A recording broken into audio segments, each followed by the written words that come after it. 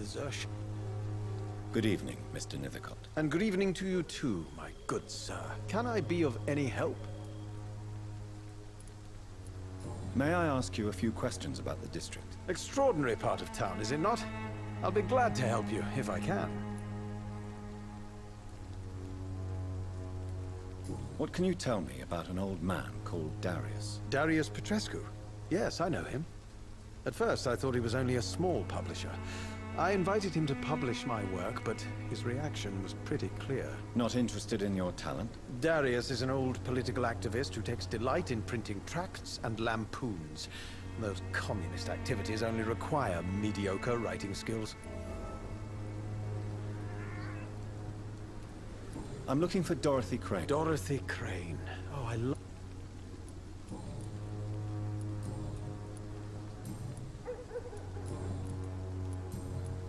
I'll leave you alone, sir.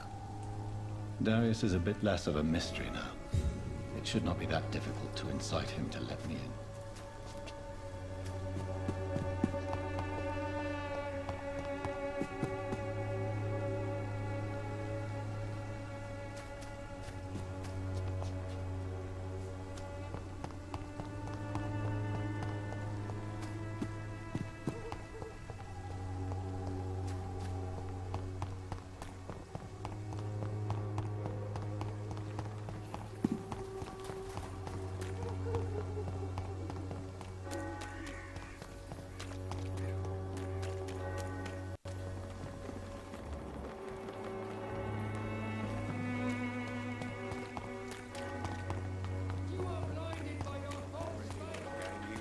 Peace of mind. Can't you just look the other way this week, Joe? Come on, we can sort it out, right?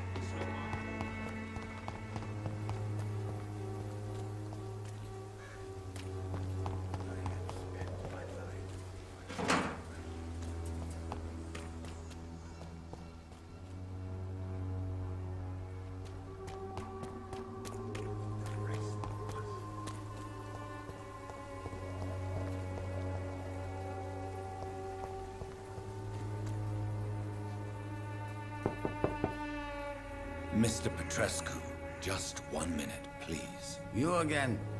Go away.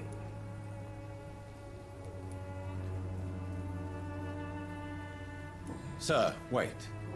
Stop this nonsense. I know Nurse Crane is here. Shall we speak man to man, you and I? All right. Speak up. Don't you see we're on the same side?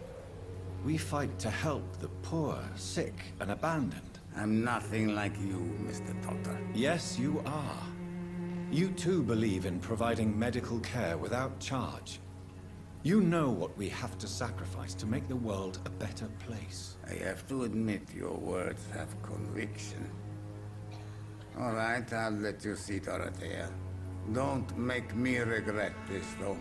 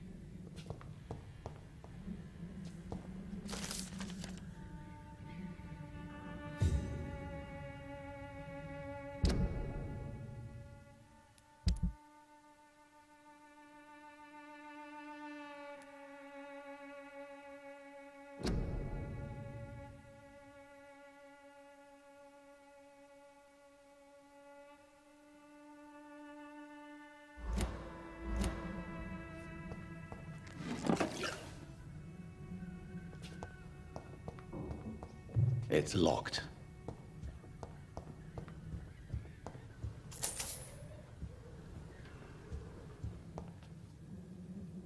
If you want to talk to Dorothea, you must go across the courtyard and take the stairs. We've not been formally introduced.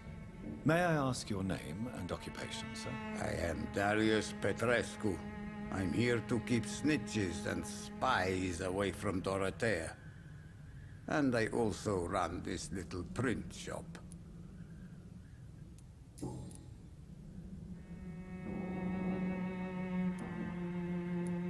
Do you have any family left, Mr. Petrescu? Children or grandchildren? Who knows? I have abandoned my people for so long, they might as well be dead. As dead as I am for them, I suppose.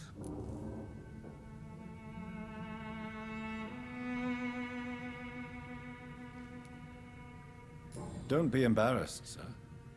If you must know, my own father disappeared many years ago, and I forgave him. It's quite awkward to talk about our families like this, but thank you, Dr. Reed. I appreciate your trust. This war won't last forever. Did you ever think of returning to your country now it's free? No. I have taught strength and determination to my sons and daughters.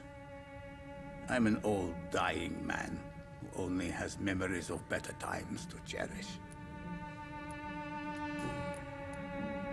I know you fought for your country when it was occupied, Darius. Tell me more about it. I know my days are numbered, and I know I won't see my homeland again.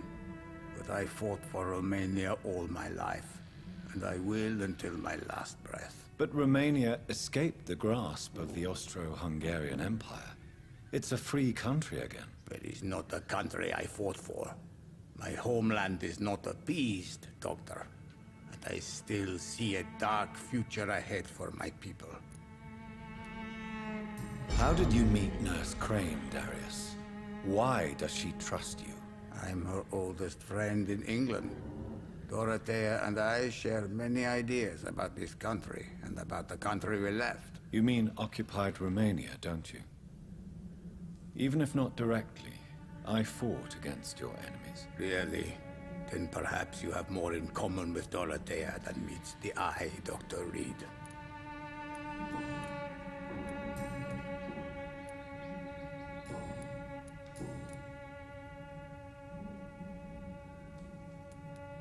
Tell me everything you know about Camellia, the mute florist. I do not believe in the afterlife, Doctor, but I'm almost convinced Camellia is an angel. She volunteered to give out our medical leaflets. Who is she, really? Do you know where she's from? She's not from around here, that's all we know. Camellia is not even her name.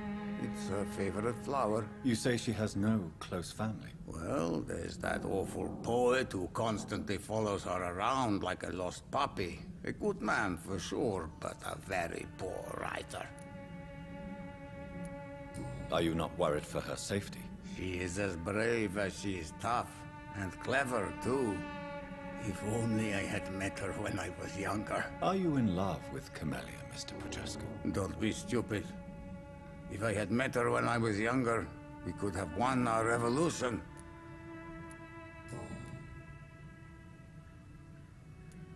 Did you refuse to publish Richard Nethercott's previous works, Darius? Yes, his manuscript is as pompous as he is starched. Now there's a man who loves the sound of his own voice. You could have told him so. As a great writer recently said, politeness is the most acceptable hypocrisy. So Dorothy's real name is not Crane? Like myself and many people in this area, Dorothea is from occupied Romania. That's all you need to know. She seems important to the community. More than you can imagine. The West End does not want to hear of Whitechapel's misery. Dorothea is one of the few doing something about it. Tell me everything you know about Camellia, the mute florist. I do not believe... Goodbye, Mr.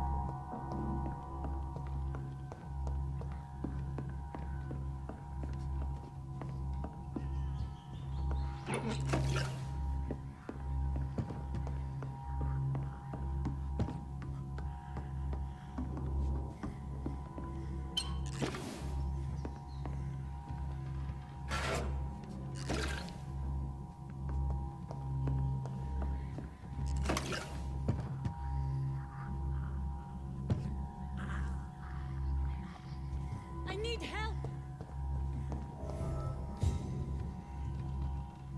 He's going into convulsions, Doctor! What do we have here, nurse? Patient Raz Van Vasily. High fever running on 3 days. Complaints of dizziness, muscle aches, and head pain. Diagnosed with influenza. Treatment? Aspirin and salicin for the fever and discomfort. Liquids for dehydration, but he's having trouble keeping even water down. Thank you, nurse. Anything else I should know? He did lose consciousness this morning, but he's never had convulsions like these. He's not convulsing, he's choking. He's not getting any air. Scalpel! Hand me that scalpel! What can I do, Doctor?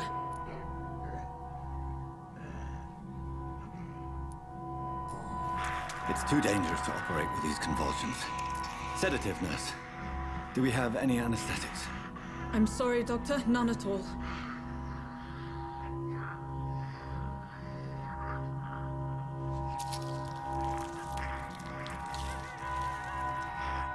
I need to perform a tracheostomy. Short pipe. That rubber tube will do. We're going to cut a passage for air through the neck. Yes, Doctor. He's breathing again, but he's coughing up blood.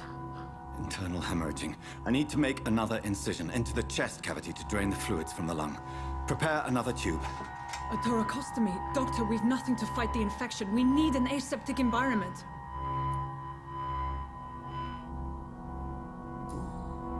Right then, Nurse Crane.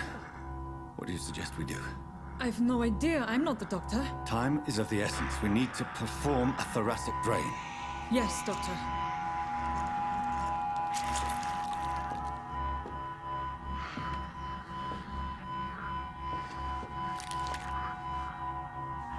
He's still bleeding, Doctor. I'm losing his pulse. The drain must have punctured the intercostal artery. There's too much blood. Are you all right, Doctor? I can't see.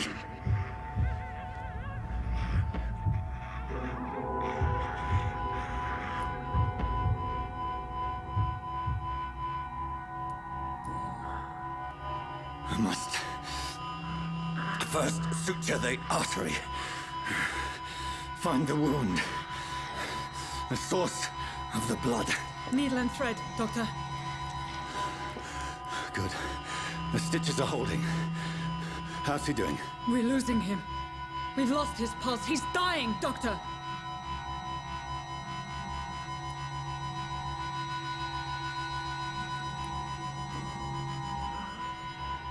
A dose of epinephrine, now. Yes, Doctor.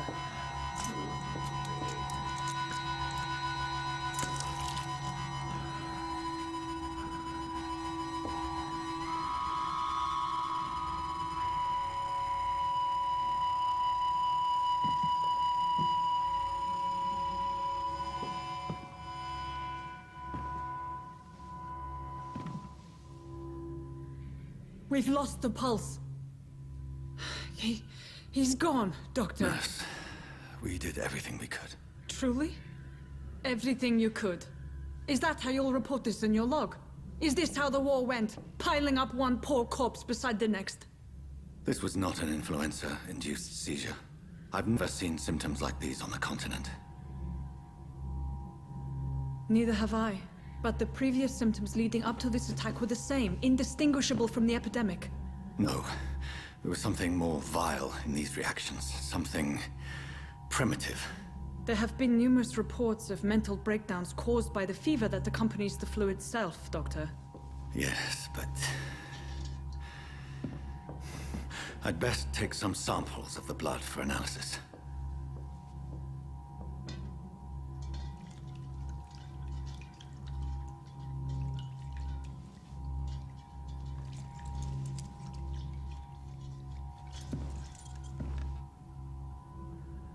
I doubt brought you here to test my bedside manners.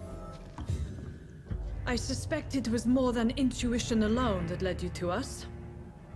So, how might I be of service, Dr. Reed?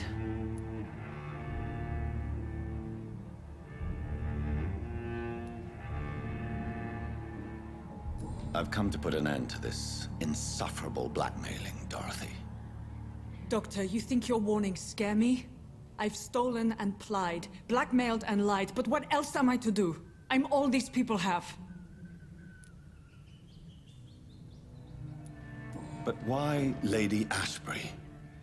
Why her, of all people? She's pristine and proper, all right. But that she-wolf in sheep's clothing murders the poor for sport. I have her where she belongs, and I'll milk her for all she's got.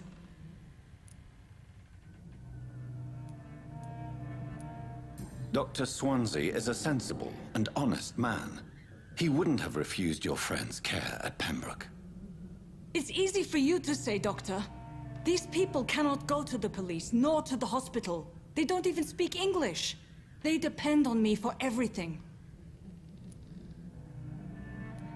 So, the end justifies the means. Is that your defense?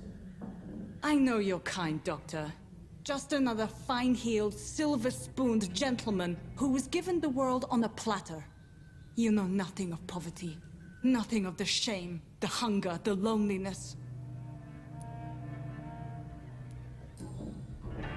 You've convinced me of the sincerity of your actions and their noble justifications. But all the same, blackmail is a crime, and it will stop, Nurse Crane. So, are you going to turn me over to the authorities?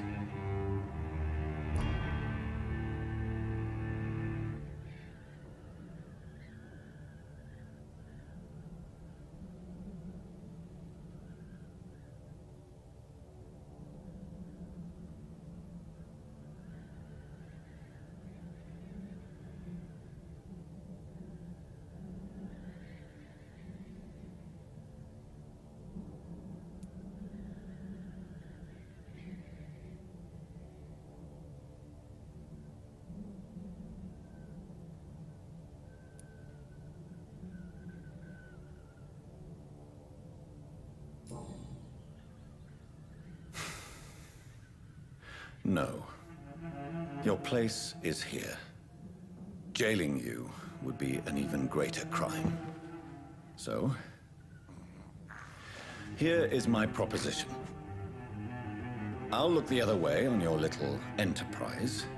In exchange, you will resign from the Pembroke Hospital and provide me with medical supplies when the need arises. Dr. Reed! That sounds like a business proposition. My accomplice, then. No, just a privileged client. My research may require the occasional rare piece of equipment or ingredient. I'll pay good coin in exchange, fair and honest, to help finance your noble endeavors.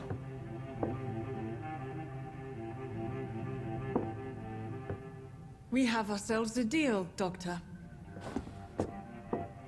Good customers are always welcome. Yes, Nurse Crane. We have a deal.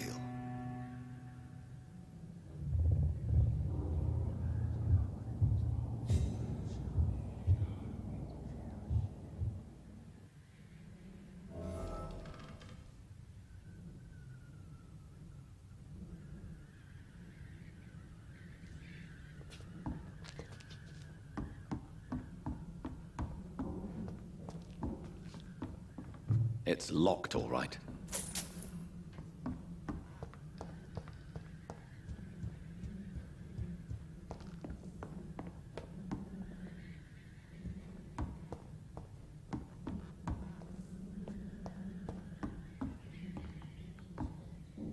It's locked.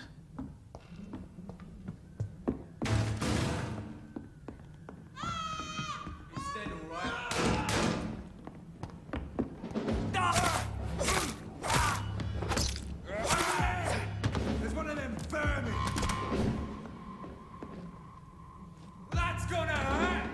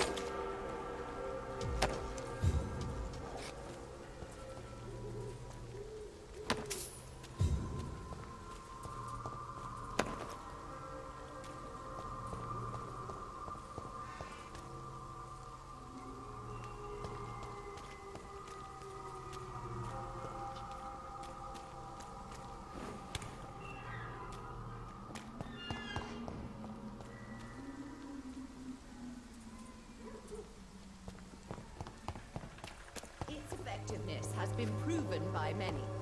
Even the flu is no match for the Swanborough cordial.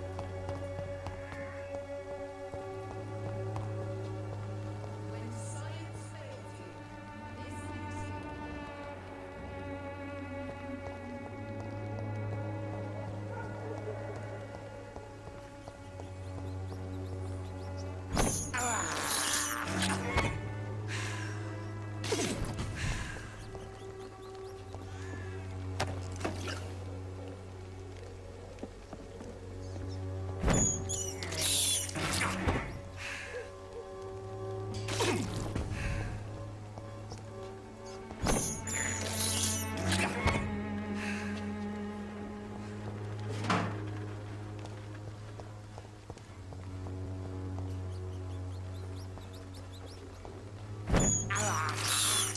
I have this thirst for blood.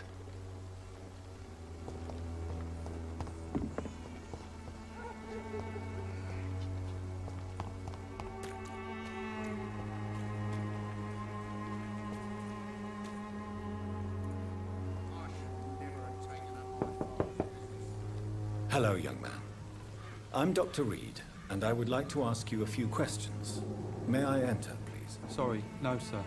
My father does not like people entering our house, you see. Your father is worried about you, boy. He asked me to look for you. So my father actually worries about me then? Okay then. Come on in. I'm a Harry, by the way. Even my dreams are soaked with gloom.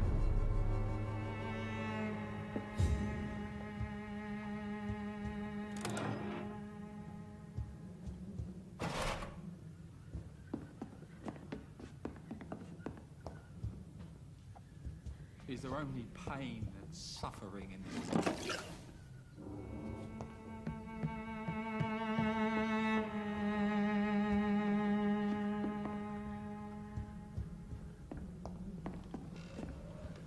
It's locked.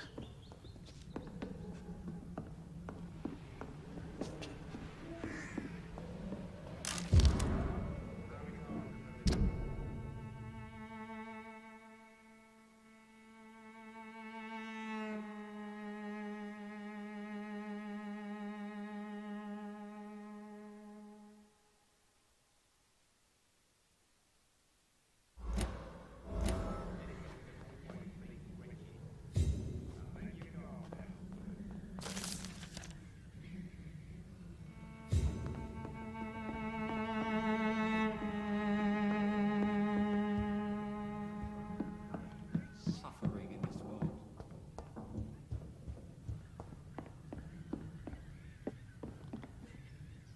So, may I ask you... I'm not bothered.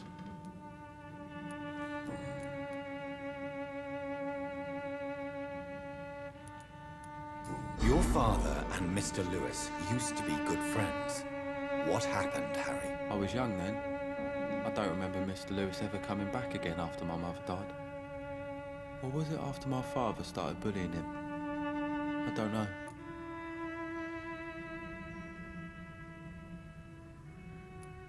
Have you tried speaking to Mr. Lewis about it? I don't go out often, but yes. And he scolded me and told me to leave him alone.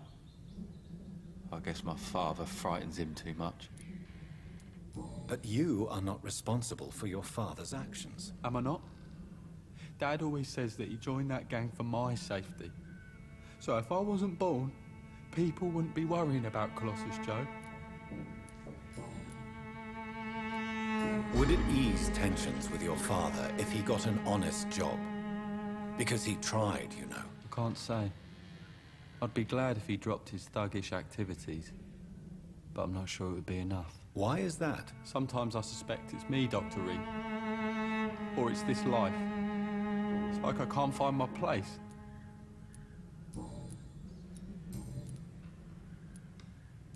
How do you feel? I'm fine. I mean, it's not easy every day, but I'm fine. I'm just tired of being sick all the time. If only I could be tough, like... Well, you know.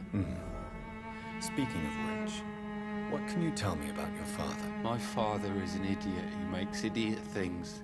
That's all I have to say. Forgive my bluntness, young man, but you don't seem happy living in Whitechapel. Why should I? I never wanted to come here in the first place. It was my father's decision. And look around you. Does this look like a nice place to live?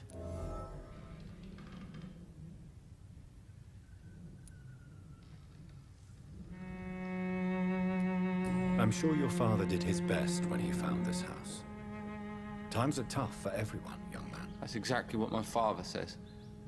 Harry, you should be grateful for what you've got. But I wasn't even consulted when we moved here. If life here is so terrible for you, why don't you just leave this place? Have you ever spoken to your father about it? I don't go outside. It terrifies me so. I went outside once without my father noticing and I saw terrible things. Bloody and frightening things. So that's why you stay at home all day? For fear of the epidemic? I'm not afraid of disease or death, Dr. Reed. It's the living I'm afraid of.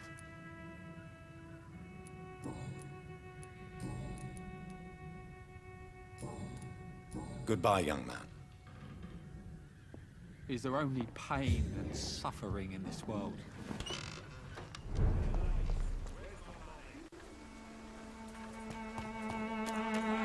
One way or another. You again?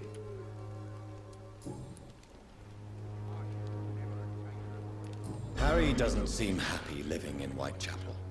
Why did you make him come here? I've always put my son's interests above everything else, whatever he may think. Our house is small but affordable. The walls are thin, but the door is solid. You really love your son, don't you, Mr. Peterson? He's my pride and joy. Even if he hates me for the choices I make and pushes me buttons more than he should.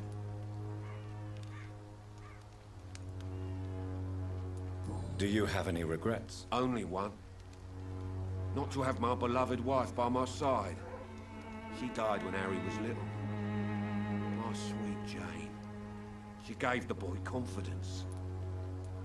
Since the criminal nature of your job means you could be arrested, are you not afraid of what would happen to your boy if you were? No one will ever take my son away from me.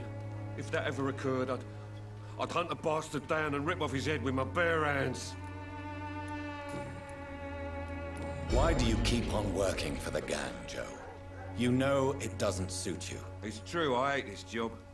And I know I made some bad choices, but I'm a wet boot boy now. And people won't forget it. You could leave tomorrow. Start another life in another town. That's easy for you to say, Doctor. We are poor. My son's weak. And there's no way he'll endure another disappointment.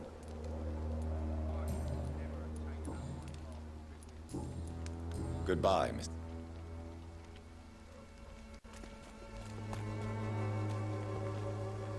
Fancy bar. You never... What do you know of Harry Peterson? The boy seems so fragile. Not like his father at all. Harry's a good boy, but he spends most of his time complaining. He's had it tough, all right, but he needs to grow a pair. What troubles him exactly? But despite being his father's son, almost everything, I think. He never wanted to come to Whitechapel in the first place. Hates this place more than most of us.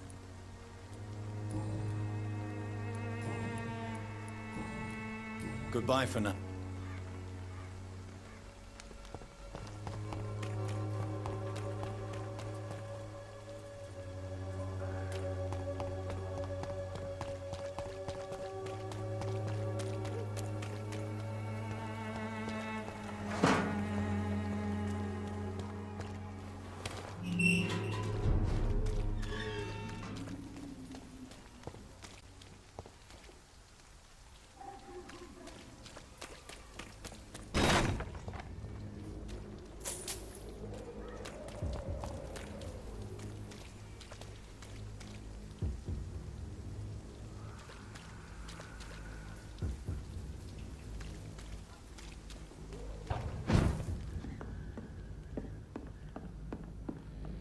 It's locked, all right.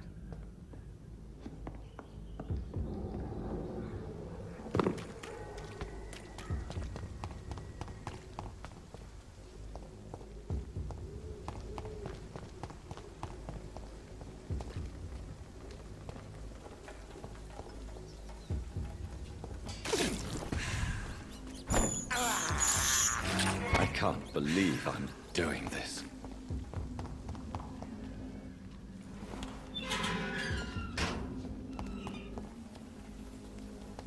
Human blood. Whoever left these marks did so deliberately.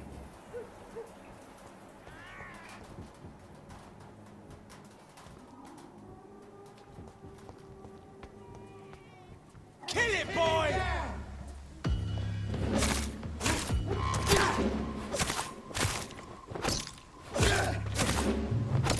Die, vermin! Doesn't like it, does it?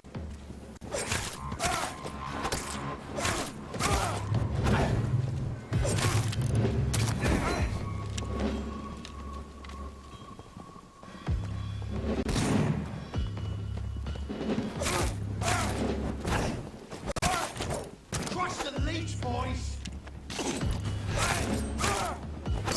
Die, vermin! Its head!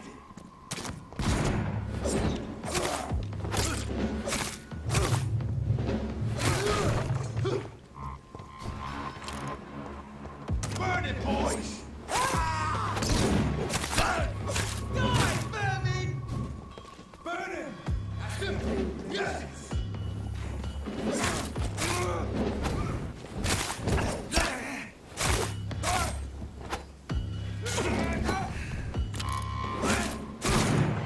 Crush the leech, boys!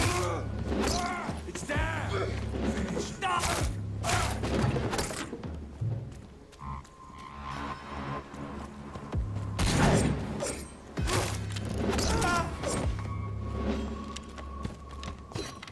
Look at it! Gone up like king! Burn it, boys! Vermin! Die, vermin!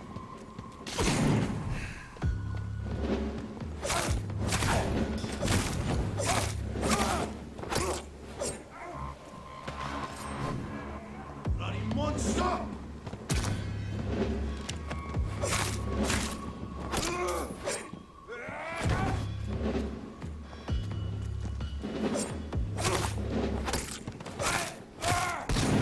Die, vermin!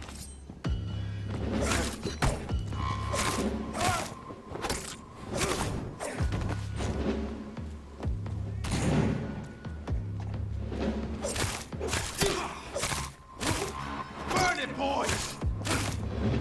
Die, vermin!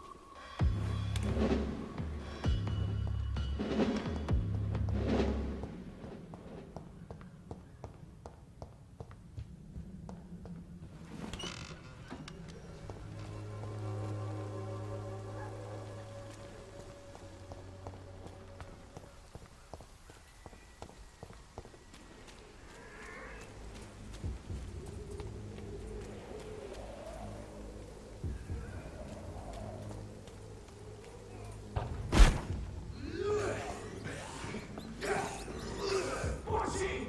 He's a killer!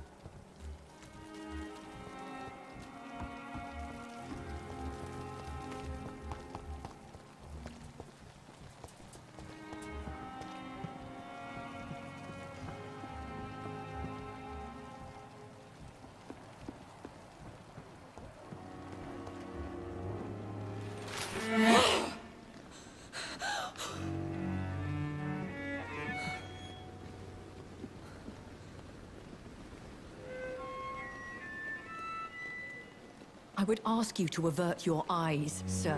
Or did you not know it was rude to stare? I knew it. Speak up, Dr. Reed. I like a man who speaks his mind.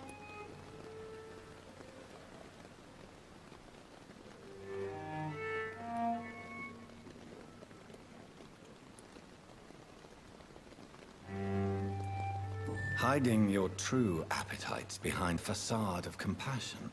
Bravo. Very clever indeed.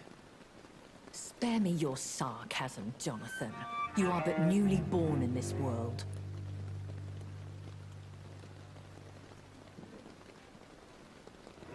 So in the end, the accusation was true, wasn't it?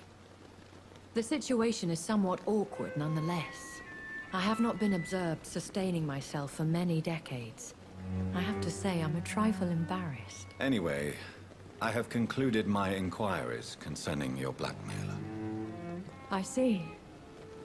Please excuse my agitated state. Under normal circumstances, I wouldn't let anyone see me in this condition. I must confess I have not put an end to the blackmail, my lady.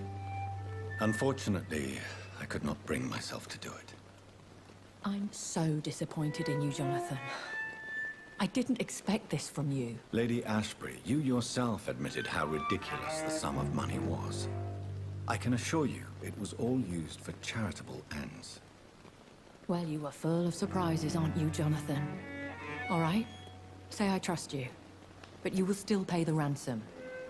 That is only fair. After all, it was you who failed to bring this problem to a satisfactory conclusion. I believe I could agree to that. And since a lady always keeps her promises, I will now answer any questions you may have.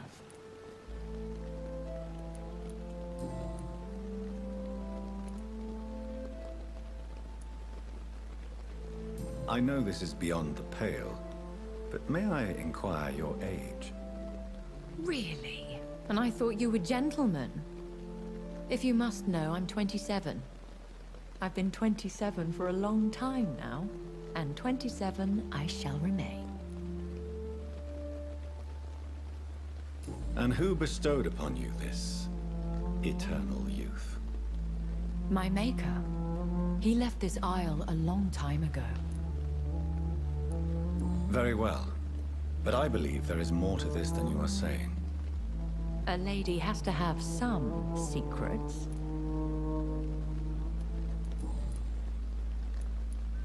Why does Dr. Swansea allow you to feed on the patients of the hospital? Dr. Swansea is a good and compassionate man. He is trying to find a solution for our hunger.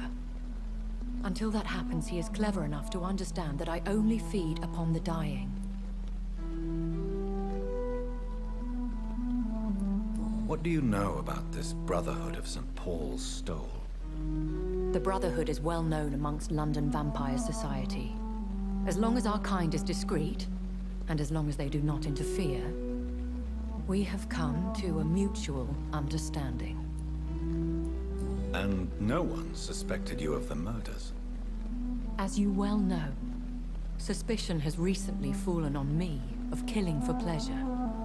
But you have my word, Jonathan. I take no pleasure in taking a life. Why did you save me in the canning factory?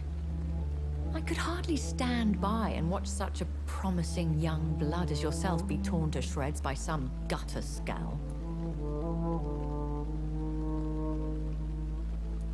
William Bishop wasn't the vampire that created me then? No, Jonathan. Whatever their strength and demeanor, Scowls are the progeny of careless vampires. It cannot be the other way round. What type of vampire is a Skull? Not a true vampire. The deformed offspring of lesser vampires. It is a shame these creatures run wild, slaves to their baser instincts.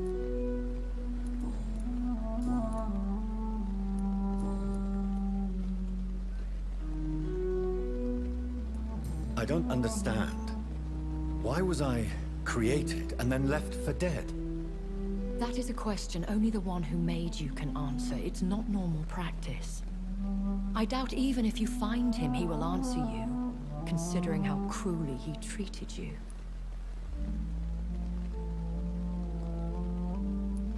I'd like to avoid creating another vampire by mistake anyway. Tell me, how is it done? The process is dangerous. It could even kill your potential progeny. If you did decide to sire an offspring, they must drink of your blood, Jonathan. So me being a vampire could have been a mistake? I very much doubt it, Jonathan. Contrary to the legends, it is not as simple to make another vampire by just biting someone. I've been hearing a voice talking in my head. Is this some kind of insanity? It feels like the voice of the vampire that created me. Hush. Tell no one this. It would be unwise to talk of such things amongst British immortals. Speak no more of your maker. How could this cause offense? Only the powerful immortals can mentally call to their progeny. No vampire or hunter will sleep easy, knowing that an unidentified elder is stalking the streets of London. Excuse my forwardness, but... are you my maker? Me? Goodness, no. Only a foolish immortal would create a progeny without taking precaution, and I'm no fool. A vampire? Is that what I am? What we are? Such a crude word, defined by penny dreadfuls and drunken hacks. No. You are now an Ekon, and that you shall remain. Are you an Ekon too? Yes, I am. We are the closest thing to what man refers to as vampires. Forget what you think you know about us. So we are Ekons. How can I identify us amongst other vampires? How to put it? All Ekon are vampires. But all vampires are not Ekon. We are but a branch of the immortal tree.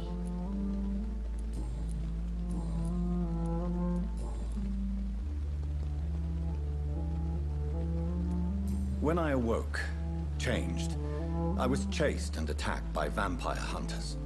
Prepared and well-trained. Though I can't be certain. More than likely, it was the once glorious Guard of Priwen. Once glorious, but still dangerous. They have seen better days, but all fanatics are dangerous. You would be wise to stay clear. They are sworn to destroy our kind. You make them sound like some sort of cult. More a society. And like all the best ones, a secret society. I thought them almost gone, but it seemed they have been recruiting. Are there many vampires here in London? Immortals are of a rare breed, and we often tend to hide. But you may occasionally meet some of us at night. Will they all be as affable as you, my lady? I do not see why not. But remember, even the shark smiles before he bites. That sounds like a lesson from experience. Vampire politics are as intricate and sometimes tedious as a game of chess in a gentleman's club. I've learned from experience it is best to decline to play. Do you know any of them? Have you an idea of the identity of the vampire who attacked me? You mean your maker? No, Jonathan, I have no clue. But I fear he or she is as careless as cruel. To let you discover your new condition by yourself. What do you mean? Every now and then, you may discover an immortal in the deep of the night. But we are a rare and reclusive breed. Our progeny is almost never accidental. I've been away from London and England for 3 years. This isn't the city I remember. Things have gone from bad to worse here, Jonathan. I've lived...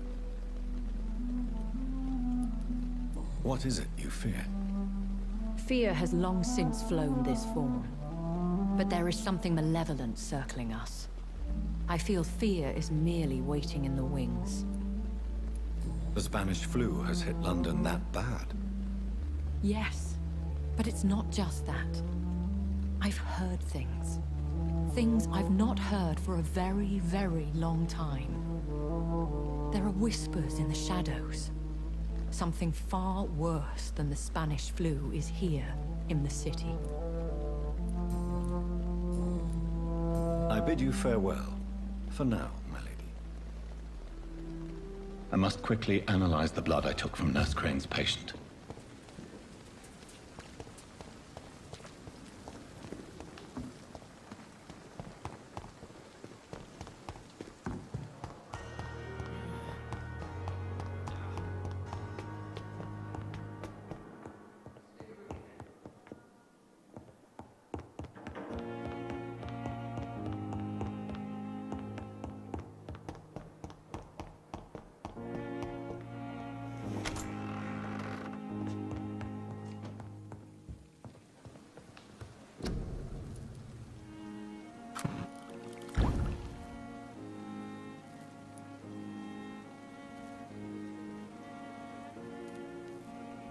Razvan Vasily was infected by Spanish flu, but also has the highly unstable blood of the Scowls. Is the London vampire epidemic transmitted through the flu? I should talk to Dr. Swansea about it.